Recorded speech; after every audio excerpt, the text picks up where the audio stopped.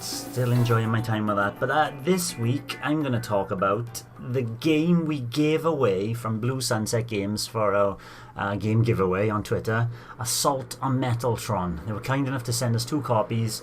As long as one of us talks about their game. And here we go. It's a tower defense game viewed from pretty much top down. If you've played, and I was chatting with Nick just before we started recording, if you've played something like Pixel Junk Monsters, you'll be right at home, because it's basically Pixel Junk Monsters, except not in a 3D environment, but from top down. You basically got orcs and humans wanting to invade Metaltron, and they walk along a continuous path which is coloured brown to the colourful background where there are these robot trees, these metalloid trees. You're this robot who walks around the entire area then, and then can select a tree, just like in Pixel Junk Monsters and all that, and turn it into a tower which can shoot enemies as they pass. Very simple tower defense game. Not that much hidden depth.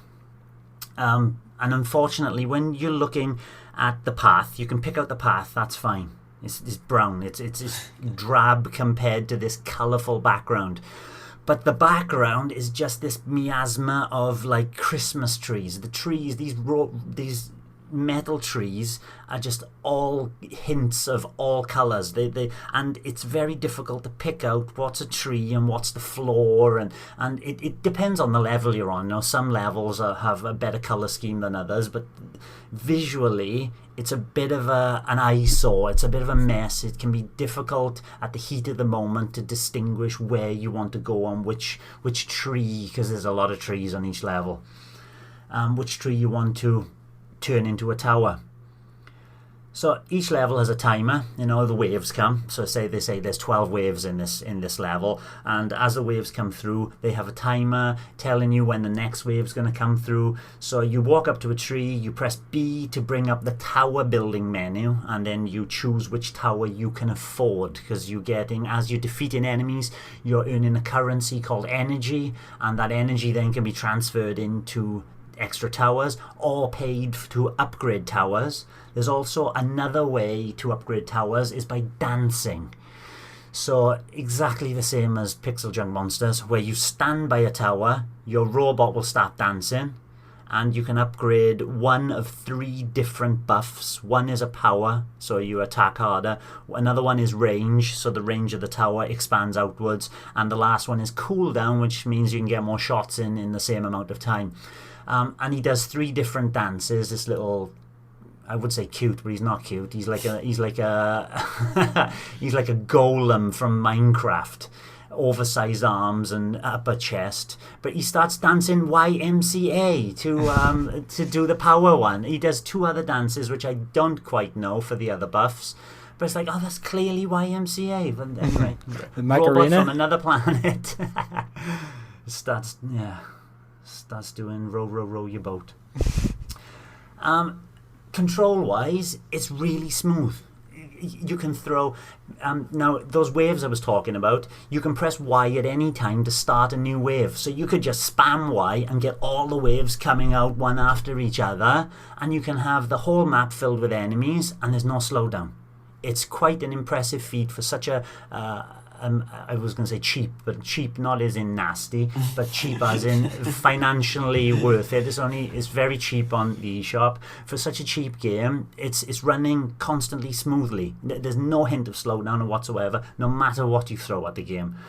And you can have all your cannons blasting off. And the single player, I didn't enjoy my time with it too much. It was too simplistic.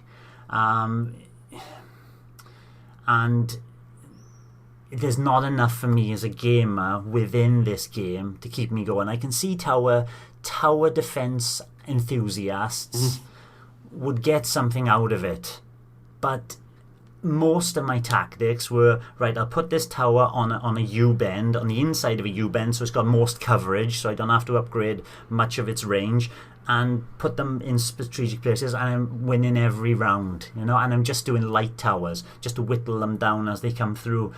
It does change because it throws in some sneaky enemies, like, different elements. They might be yellow, then they can be hit by a lightning tower. They might be red, they can be hit by a fire tower. So it's one of those things that you play through the level. Oh, this level's got fire enemies. Okay, I'll restart and I'll put a fire tower down somewhere, which will affect them more often. So there's a lot of trial and error because you don't know what's coming through on the waves. Same as all tower defense games, I suppose. Where I did enjoy it was in co-op. Me and my son, over the last couple of nights then, I've been playing this because you can play two players online on the same screen at the same time, and we're chatting away and playing the game as we're playing, and he particularly thoroughly enjoyed it. He did enjoy Pixel Junk Monsters 2 as well.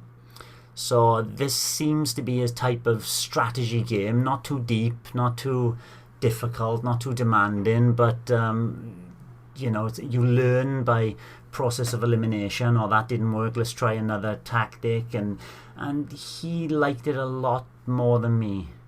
40 stages in total. We got through to 30. By the time we were in 30 stages, we're throwing multiple enemies of different elemental forces you needed, so it made it more difficult in when to put certain towers down. But we completed all those 30 levels out of the 40. Not all of them perfectly, because you've got, at the end of the map, you've got about 20 shards, and they're your lives. And as the enemy gets to the end, they take one shard away. Try to protect all the shards. You get a perfect if they don't hit any of them. And there's also a skirmish mode, which is more flexible in its settings, where you can choose which map you want, 1 of 11. You can choose how many players, 1 or 2, how many waves are coming in, how many number of enemies, and that's it basically. A no thrills tower defense game for cheap on the eShop. It's okay. Soundtrack's a bit repetitive. Like I say, there's nothing much to it, so everything that's there you've seen in 5 minutes. How much is it? I can't quite remember. I'm sure it was like about £2.50 or something like that. Maybe that's in the sale is £2.50, but it's not much more. It's definitely not over a £5. Is it a part of a mobile game? Good question. It does it look like a mobile game? Not really.